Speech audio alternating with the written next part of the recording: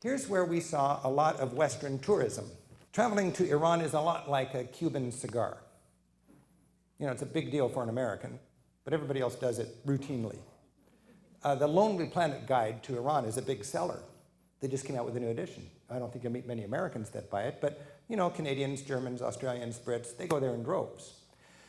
Now, Iran today is a lot like the Soviet Union from a tourism point of view. They want tourism, they want the money, they want the exposure to the West. When we asked for permission to film, they recognized they get a bad shake from the press. They wanted us to give them a good shake, you know, that's why they let us in. They want tourism, they actually do, but they don't get how to make tourism, and you have to take a tour. If you're a Westerner, you got to take a tour like you used to do with the Soviet Union. It's the same kind of fear of having Westerners roaming around on their own, unless you got relatives or something. You met a lot of tour groups here.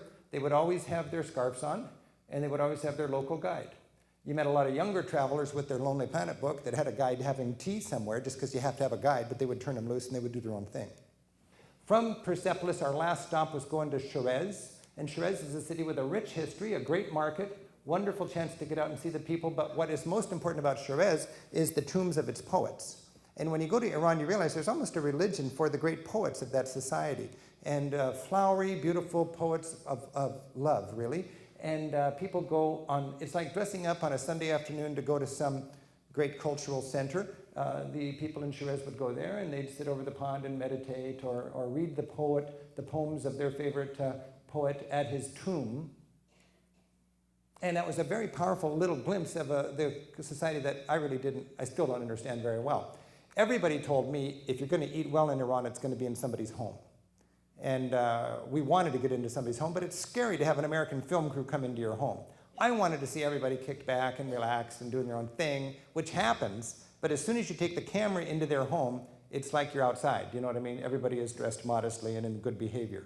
It's just the cultural norm. So we went into this very gracious home, and this man is quite wealthy. He's got a couple of shops, and the women had to wear their scarves, and we had a glorious dinner, and they just pulled out all the stops.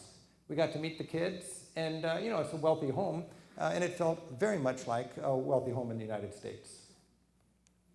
And this is really a cool scene for me. I just thought, oh, okay, the company has worn out its welcome. When are these people going to go home? I think I'll just curl up on the big chair in the TV room. It could happen in suburban America, just like in a fancy home in Shiraz.